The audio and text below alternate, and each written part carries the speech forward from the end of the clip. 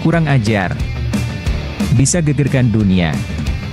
Begini pernyataan sangat mengejutkan pelatih Bahrain usai timnas Indonesia kalah telak atas Australia di kualifikasi Piala Dunia 2026.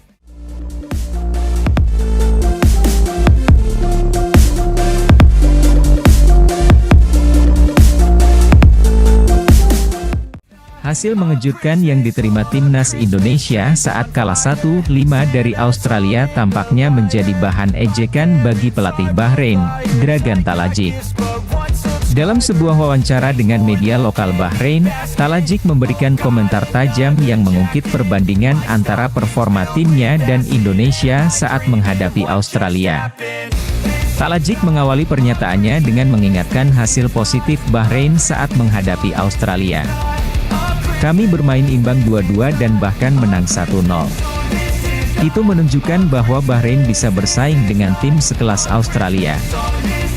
Kami punya mentalitas, kami punya semangat juang, dan yang terpenting, kami punya strategi yang tepat, ujarnya.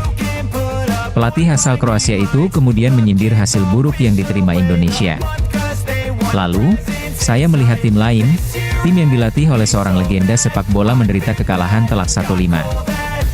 Ini menarik. Lanjut pelatih berkacamata tersebut.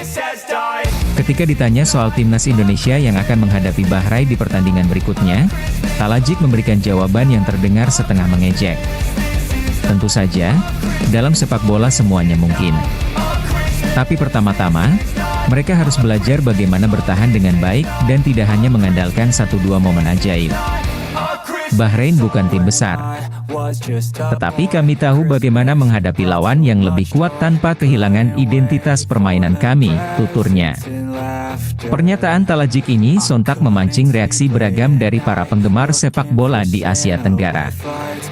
Beberapa menilai bahwa ia hanya menyampaikan fakta, sementara yang lain menganggap ucapannya sebagai bentuk ejekan terhadap timnas Indonesia yang sedang berusaha membangun kekuatan baru di bawah asuhan Kluivert. Demi kenyamanan pemain, influencer tidak akan diperbolehkan dekati skuad timnas Indonesia. Manajer timnas Indonesia, Sumarji, mengatakan tak akan memperbolehkan para influencer mengganggu kenyamanan para pemain skuad Garuda jelang duel lawan timnas Bahrain. Diketahui, belakangan perhatian untuk timnas Indonesia begitu luar biasa. Banyak pihak yang memberikan perhatian lebih untuk skuad Garuda. Peningkatan prestasi timnas Indonesia ditambah banyaknya pemain keturunan yang memperkuat tim Garuda membuat gelombang fans baru mulai mengikuti kiprah tim Merah Putih. Terkadang perhatian yang diberikan cukup berlebihan. Pengamanan pun diperlukan untuk timnas Indonesia. Kami sudah menerapkan standar keamanan yang sesuai dengan kebutuhan.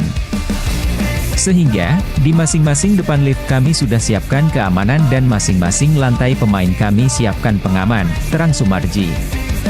Belakangan ini netizen juga dibuat cukup resah. Sebab, banyak influencer yang datang langsung ke Sydney ketika timnas Indonesia berlaga di sana.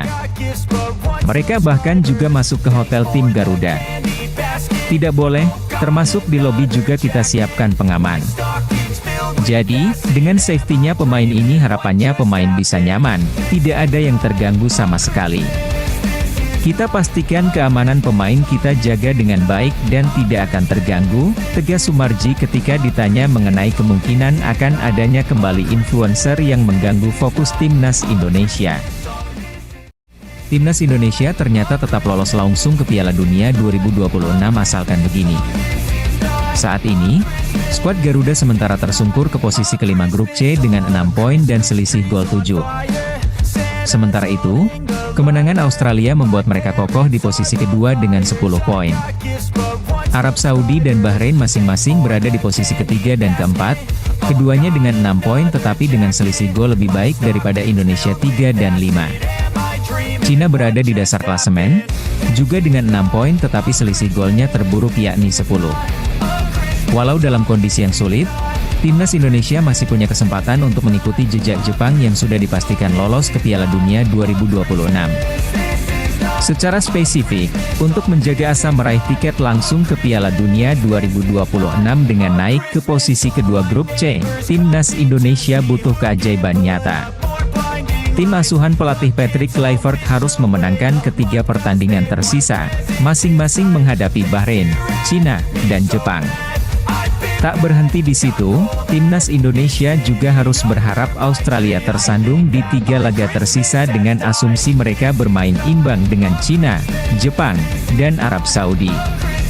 Apabila skenario itu terwujud, maka timnas Indonesia akan memperoleh 15 poin, sementara Australia hanya akan terhenti di angka 13 poin, sehingga dipastikan melaju ke posisi kedua. Akan tetapi, prospek ini sangat sulit menjadi kenyataan, terutama jika melihat kekuatan mutlak wakil dari Oseania itu. Timnas Indonesia hanya mampu mencetak 1 gol hiburan lewat ulah Romeni, setelah menelan kekalahan telak 1-5. Selanjutnya, Timnas Indonesia akan mendapat libur 5 hari sebelum kembali ke tanah air untuk menjamu Bahrain di putaran ke-8. Awal buruk Patrick Kluivert langsung kalah telak melawan Australia. Kekalahan 1-5 yang dialami timnas Indonesia dari Australia di kualifikasi Piala Dunia 2026 jadi debut terburuk Patrick Kluivert sebagai pelatih. Kluivert menjalani laga pertamanya sebagai pelatih timnas Indonesia kontra Australia pada laga ke-7 putaran ketiga kualifikasi Piala Dunia 2026 zona Asia, Kamis 20 Maret 2024. Pertandingan itu harus jadi memori pahit bagi skuad Garuda dan juga Kluivert sendiri. Rapor debut Kluivert sebagai pelatih kepala tim sempat menjanjikan. Ada 4 momen laga perdana Kluivert jadi juru taktik yang tak terkalahkan.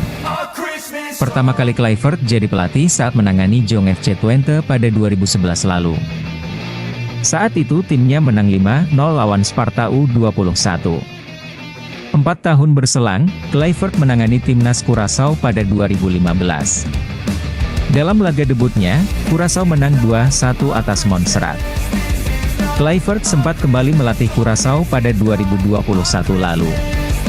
Pada pertandingan debutnya, Kluivert memimpin tim dengan kemenangan 9-0 atas Kepulauan Virginia.